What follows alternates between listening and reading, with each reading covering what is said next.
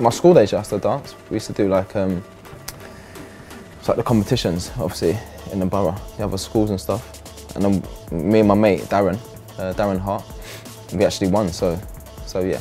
It was just all street dance, really. I remember just rehearsing it, man, for just hours. Proper serious, like, it's like Britain's Got Talent, it was mad. And then I remember being nervous and that, and then we had to perform because all the girls from the other schools were there. So it was like, and then we ended up winning. I still got the medals actually, at my mum's. God, that was a long time ago, man. How did I know that?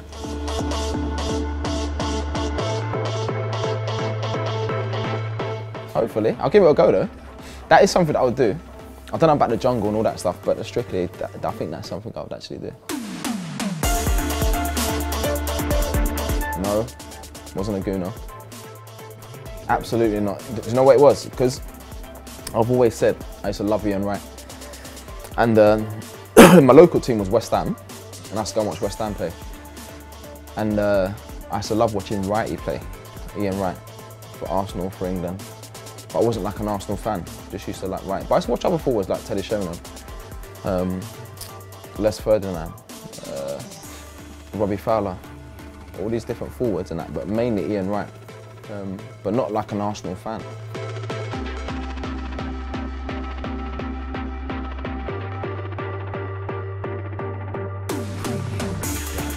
I always take responsibility. Always take responsibility. If I do something wrong, I hold my hands up. I've done wrong. But at the time I was a young lad, I didn't understand what was going on.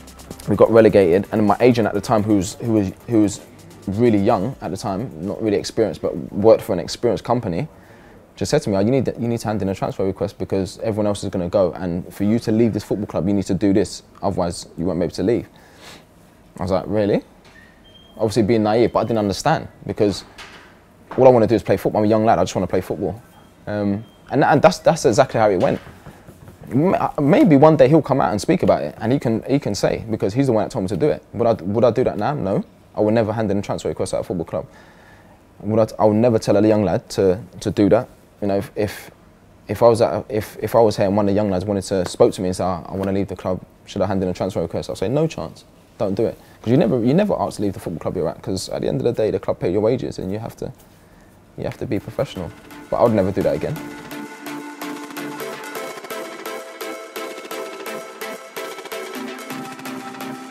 I love Di Canio. Paolo was a ledge with me. Someone who I always looked up to, because even on days off, he'd always be in. He was probably the only member of the first team squad who was in training on his own. And I used to look at it and I used to think, wow, that's why he's always the best player on the pitch on the weekends. And then when I came through, my first game, my first Premier League goal was against Ipswich, and I remember him coming off and he gave me that armband. So I just put that on. It was just unbelievable. Like, he was brilliant. Always used to speak to me. Always helped me in training. Because I used to watch him, see how professional he was, and how he used to play. You know, he was really dedicated and stuff. So I think Paolo was great with me.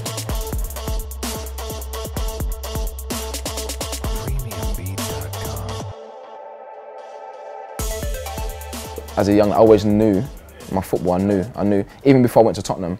I knew about Jimmy Greaves, Gary Lineker, Clive Allen, Klinsmann, Shona, all these forwards that I played for this great club.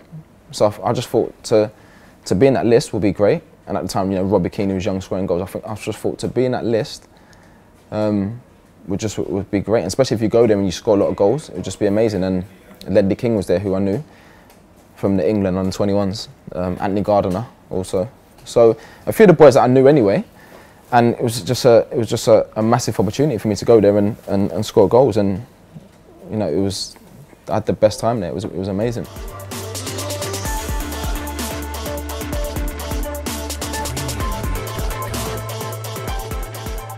Yeah, it should have been. I just remember waking up in the morning. See, I don't eat meat anyway, so I remember getting up in the morning and getting a call from the doctor. Are you okay? Yes. Why, doc? Because a few of the boys are ill. Okay, I thought, okay, maybe one or two at the most. And even if you get 2 players that are sick, that's just some serious bad luck, especially key players and players that are going to play. I can't remember how many players it was. Was it 5 or 6 players? And I was like, something's gone on here. One of the West Ham lads have come in and done something to the food. But like, I suppose when you look back now, it's almost like, you know, some things are just, it just wasn't meant to be. It wasn't meant to be. Maybe if we had those players playing, we would have done it, but it just wasn't meant to be honest. Because how often would that happen? Like when you wake up, you know, 6 players overnight are ill to the point where they can't even walk or play. It doesn't happen, does it?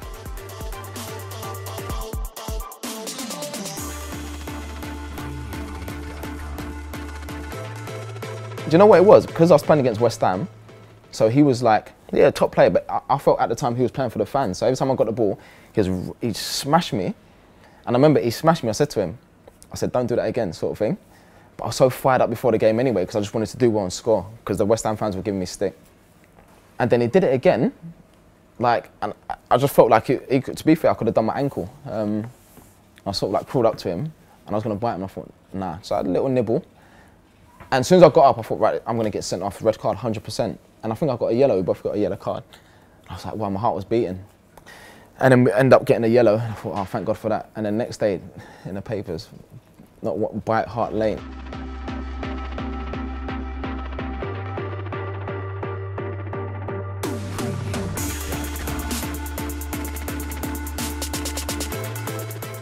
The partnership I had with Berber was special because he always used to ease the get it. He always used to say to me, as soon as I get it, just make sure you move. If you move, I'll find you. And it was unbelievable. It was a special player.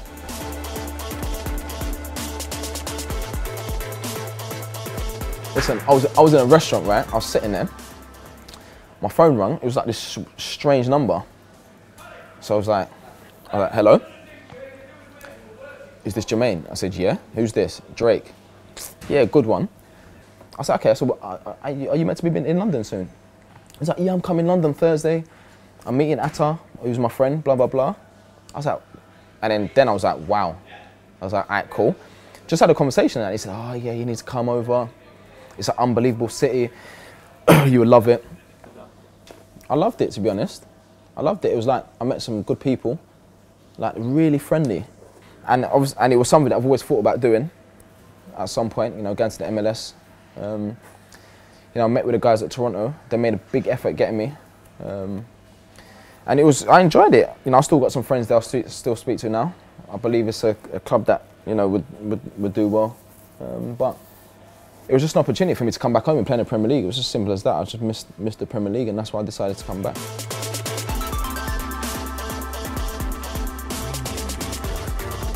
The North London derby is good because 2 big teams. It's like bragging rights, really. Arsenal, Tottenham, and I always enjoyed them. Playing against top Arsenal teams always. Up here, it's almost like it's more than football. It's mental. Leading up to the game in a week, I remember like just being around a supermarket and people come up to me saying, you have to win. Please, whatever you do, you have to win. I remember speaking to Gus Poyet when he bought me. He said when his first derby, some of the fans come up to him and said, even if we get relegated, we'd rather get relegated, but make sure you beat Newcastle. That's all we want. Just beat Newcastle. We beat Newcastle, get relegated, no problem. I was like, really? I was like, wow. And the atmosphere is just like electric. It's crazy. I couldn't believe it. The first game, I remember in the warm-up and the noise and I turned around and I said to Katz, I was like, wow. And I just thought, I just want to score, man.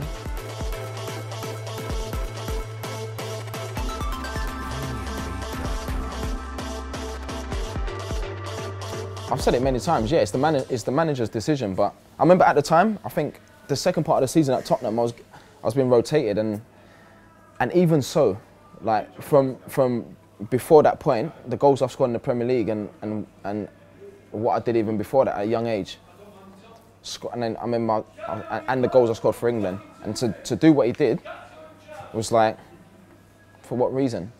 For what reason? And even to this day, I just still think it was a massive mistake. See Fabio Capello, I love that guy because for me, if I'm being honest, he's probably maybe the only England manager who really gave me a proper opportunity. I mean, like, if you're playing well for your club and you're doing well for England, you're going to play. It's as simple as that. It's based on merit, you're going to play. and he just played me. I remember the first 2 games in the World Cup, we drew both games, and he just come up to me, so you're playing the next game. Are you ready? I said, yes, I'm ready. Slovenia, and then we won 1-0. I scored, and then that was it. And then I came back after the World Cup. Just played me. Just if you're playing well, you're gonna play.